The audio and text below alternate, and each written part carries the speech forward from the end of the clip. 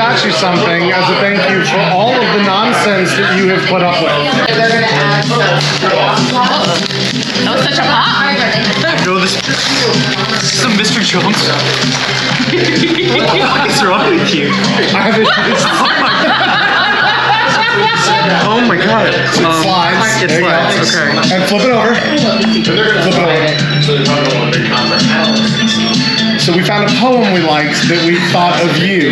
Yeah. And we have it put on the back.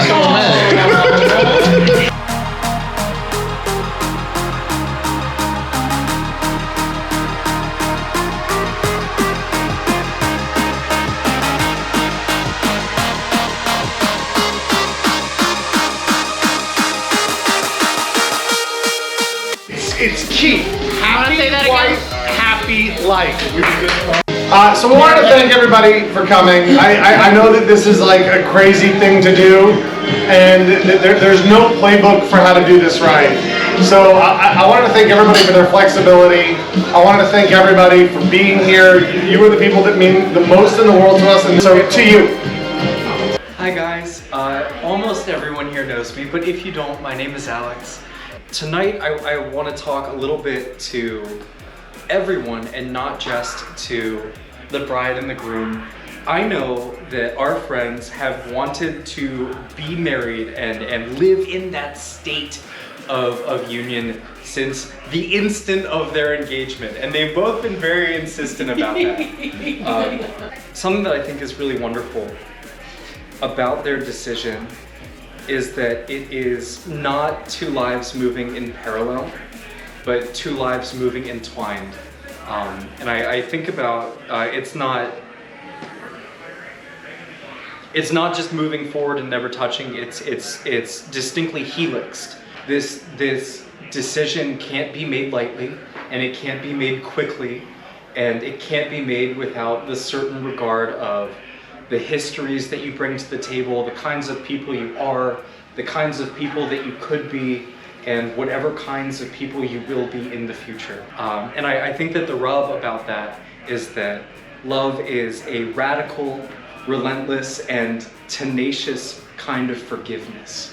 So I know how fervently you love each other, and I know that your hearts are open, and I just want everyone else in the whole world to see what I see with you. So I found a poem once upon a time that makes me think of you desperately.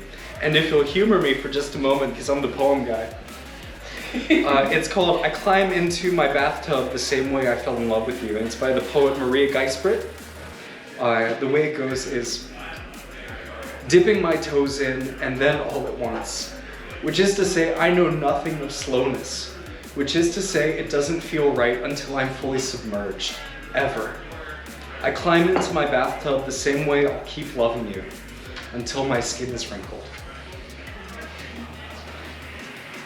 I read that, and I thought of you, and I know that to be true. Hi, I'm Jeremy, Patrick's brother. We've reached that time in the evening. I want to talk about my brother just a little bit. On my 8th birthday, I wanted a puppy so bad I could taste it. We lived in Omaha, Nebraska. The snow was howling. It was October. I found out, though, that I wasn't getting a puppy. I was getting a brother. Same thing, right? But seriously, as a kid, Patrick wanted to do everything I did. As time passed and we both grew up, I eventually moved to Maryland. I had the absolute pleasure of getting to know Patrick as a man. No longer the little kid brother playing with my hand-me-down Lego. My little brother had grown up and become one of the most exceptional people I've ever met. Beginning with a shared love of gaming, World of Warcraft, which many of the people in here. By the way, we were playing that just last night. We became friends. As time passed, we only grew closer. And I can truly say it's been the privilege of my life to call my brother my best friend. Jen, you look effing radiant. And I know you shouldn't say effing in a speech, but this is my show. Run it, Jared, run it. I know how happy you make Patrick. Just so happy. Thank you. Thank you for doing that. Thank you for taking care of my guy. I've never seen him better. You truly are the pieces that complete each other's puzzles. If I could go back, I would tell 8-year-old Jeremy, it's okay, you didn't get a puppy.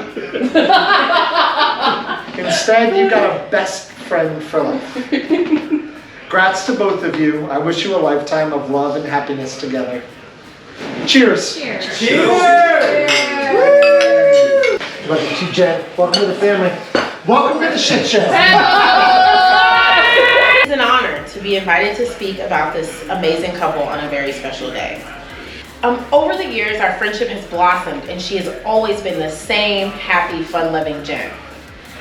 Well, I won't reveal the details of our girl talk. I hung up the phone and thought, damn, Jen's in love, right?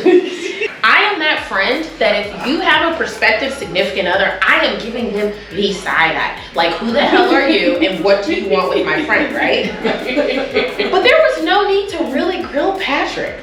Patrick is naturally charming. He is kind, he is helpful, and he also happens to be a really good bartender. If you or someone you love has already succumbed to the pressure of Patrick, see me after and we can start a support group. Being around these two makes me remember why I fell in love, especially the way they look at each other. From across the room, and they have those like weird googly eyes. Jen is and has always been an amazing and supportive friend. She is everybody's #1 cheerleader. So to see her find someone who compliments her so well makes my heart and everyone else's heart abundantly happy. So I have a few quick words of wisdom. Number 1, you two fell in love with each other for a reason. And while your time together is special, Jennifer made time for Jennifer and Patrick made time for Patrick. Put a picture up of the two of you that represents a special memory. At your desk, at your workspace. Every day isn't going to be perfect, but a quick glance at the picture that reminds you of your special time together reminds you of why you chose each other for your forever. And lastly, don't buy any more kitchen appliances. And if you ever have the audacity to move again, I reserve the right to personally relocate whatever I want to my house. I want to leave you with a quote from the movie Juno. Look, in my opinion, the best thing you can do is find a person who loves you for exactly who you are. Good mood, bad mood, ugly, pretty, handsome, what have you. The right person is still going to think that the sun shines out of your ass.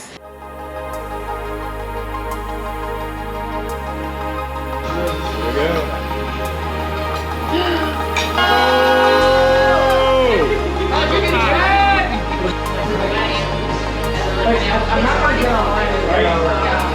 Like, I should not have been. Chiefs here. And I'm so.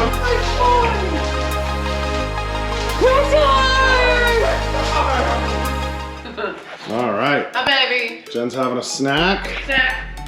She got us all packed because I had to work. We're finishing up the final touches, and then Corey's coming to get us, and we're headed to the airport.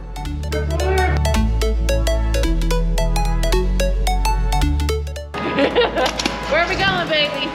We are getting on the plane. Let's do it.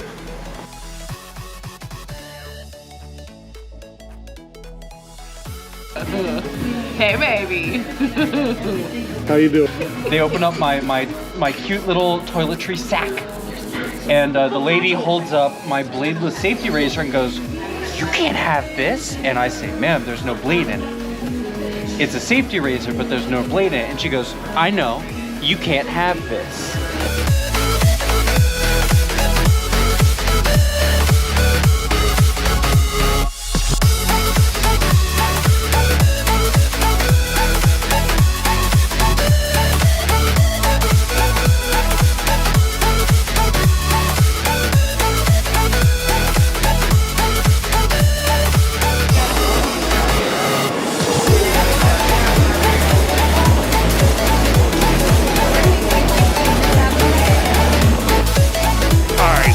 I kind of have to just for Julianne. And this is the point in the video where if she ever gets to see it, I get to brag that I'm closer to Disney World right now than you are.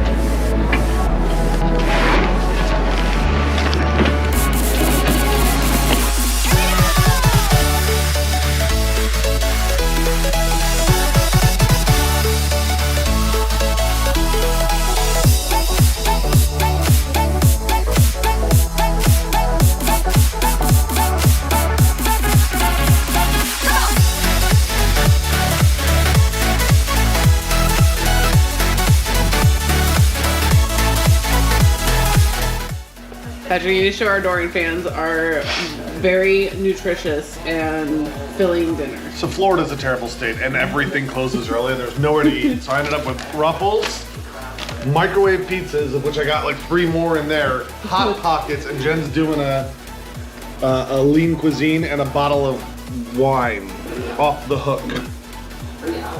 Rosé. It's a real thing. Yeah, ready to get on our cruise ship that is a suite with a junior suite, so we can unpack all of our stuff and do all of the things. It's gonna be great. To include getting married.